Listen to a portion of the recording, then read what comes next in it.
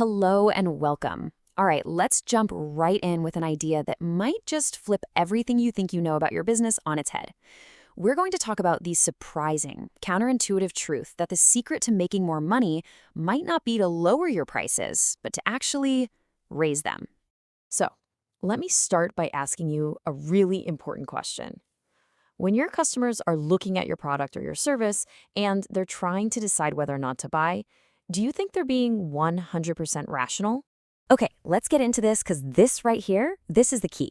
The myth we all believe is that customers are on this relentless hunt for value for money. But the reality, the thing that all the fascinating research points to, is that what they're really looking for is just value. Now, I know, taking out one word seems like a tiny change, but trust me, that difference is a total game changer. And to really get why that's so important, we have to understand how price works inside our heads. It's not just a number. It's a super powerful signal. It all comes back to that old phrase we've heard a million times. You get what you pay for. I mean, let's be real. Most of us are completely swamped. We're short on time, we're overloaded with information.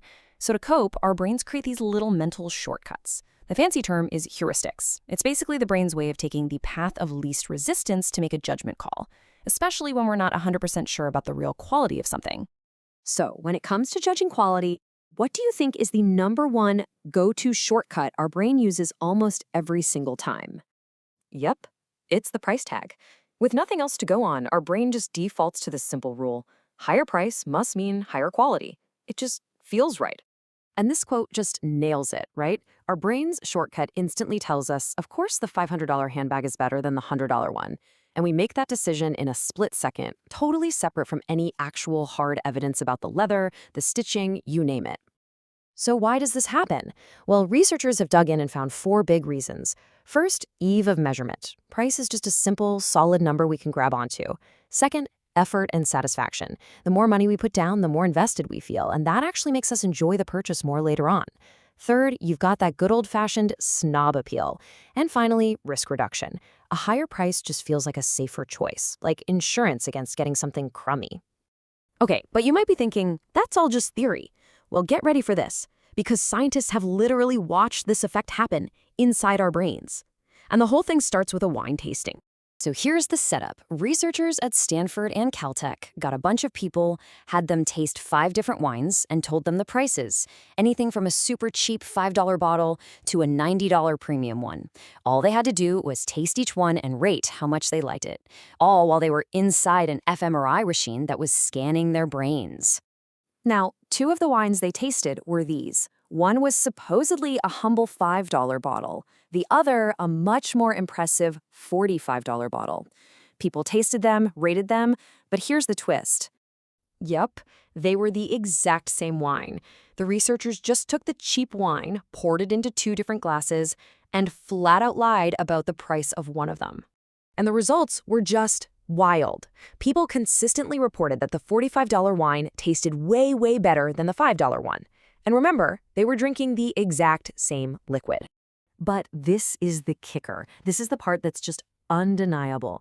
The brain scans showed that a part of the brain called the medial orbital frontal cortex, which is basically the brain's pleasure center, was lighting up like crazy when people thought they were drinking the expensive stuff. So the pleasure wasn't just in their heads, it was a real physical experience. The price literally changed their brain chemistry and made the wine taste better. So this isn't just some weird thing that happens in a lab. The smartest companies in the world have been using this psychological secret for decades to build absolute powerhouse brands. I mean, look at the classic Stella Artois campaign. They took a pretty standard beer, jacked up the price, and built their whole marketing campaign around the slogan, reassuringly expensive. And because they positioned it as premium, customers believed it was premium, and sales went through the roof. Or for a more recent example, look at the skincare brand Olay.